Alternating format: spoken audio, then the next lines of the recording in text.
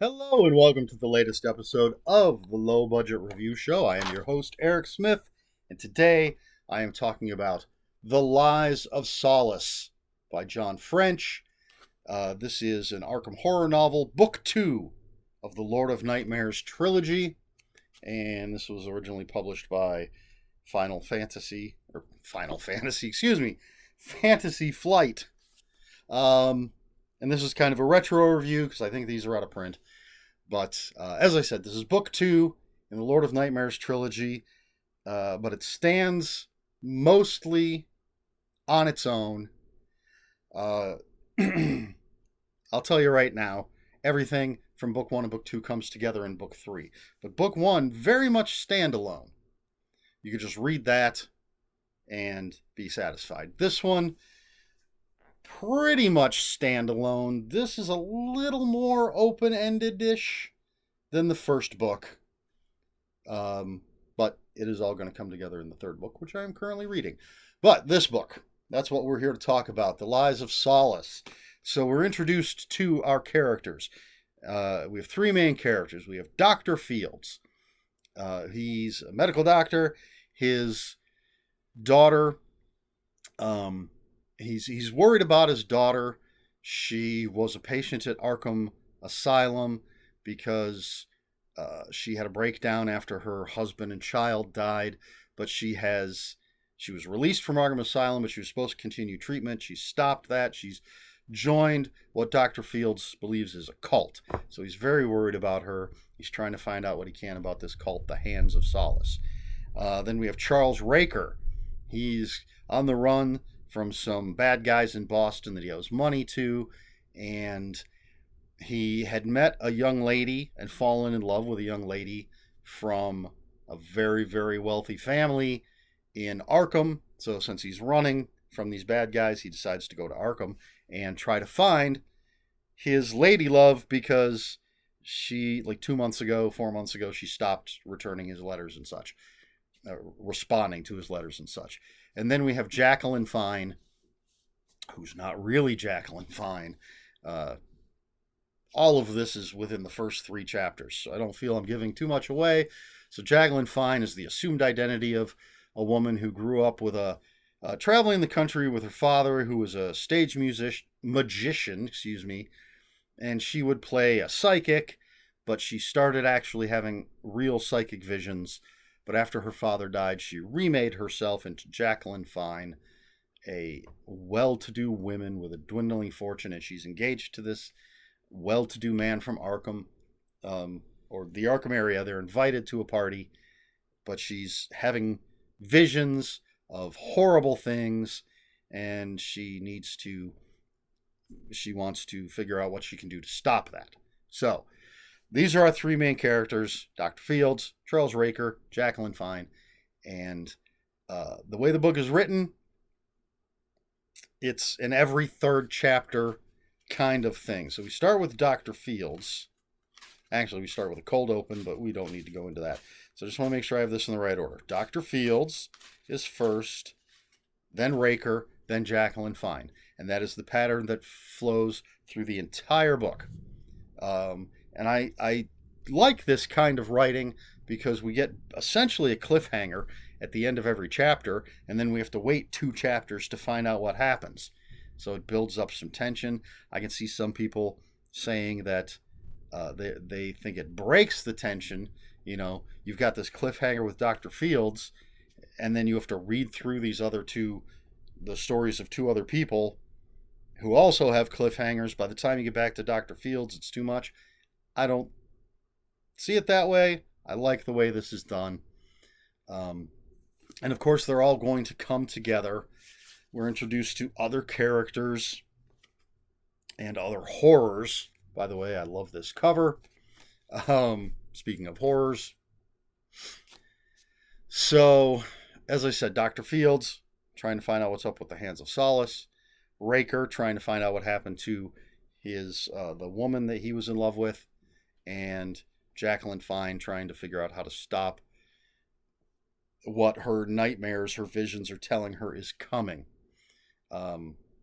It's well written. As with the first book, it doesn't try to mimic Lovecraft's style. Uh, so I like that because that could be way too dry and boring. Yeah, I said it. Sometimes Lovecraft is dry and boring. Um, but it does have all the hallmarks of unknowable horrors and forbidden knowledge and all that. And so I'll tell you, I gave it 3 out of 5 on Goodreads. I would have given it 3.5 if you could give halves. The first book I gave 3. I think I like this one a little bit more than the first book.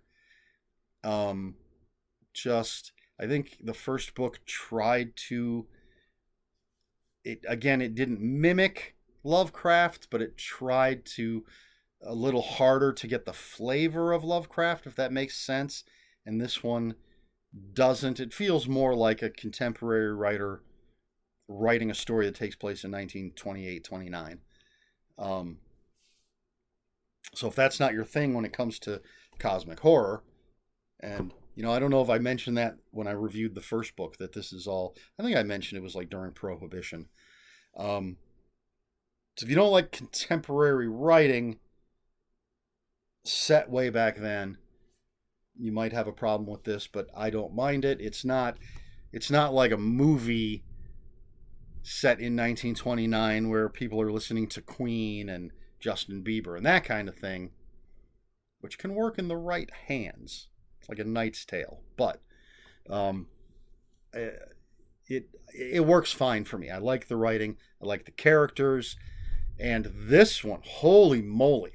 So the first book, we've met our main characters, the story builds and builds and builds, and then the last few chapters is this big, crazy action scene, for lack of a better way to put it. This one, if you take that big action scene from the last book and split it to a third of this book, maybe a quarter, last third of this book, it gets crazy for a big chunk at the end of the book. And I like it. I love that he goes hog wild. This is much more violent, much more graphic than the first book. And probably why I give it a slightly higher score.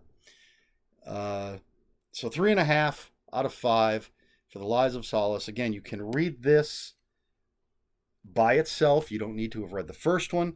You don't need to read the third one. But it does, if you don't, this is going to leave you with some unanswered questions.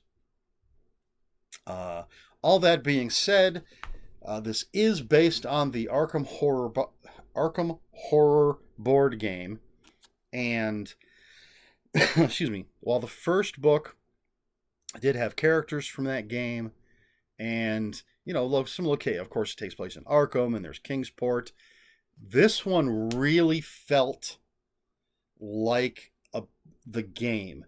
There's a point where somebody gives a dagger and an amulet to one of the characters, and those are straight up items that you can get in the game to help you play. I don't remember this in the first book, but this one absolutely mentions locations that are in the game. Ma's boarding house, Hibbs Roadhouse, whatever it's called, the Curiosity Shop.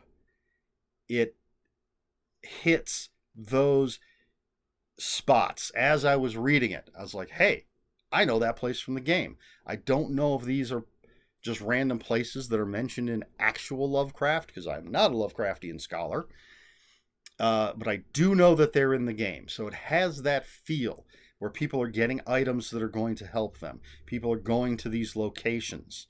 And I dug it. But you don't have to have ever played or even heard of the game to enjoy the book. It's not overloaded in such a way that you're left scratching your head. Why is that referenced? Why is that happening? No, it all flows naturally. So if you've never played the game, never heard of it, you can still enjoy this book.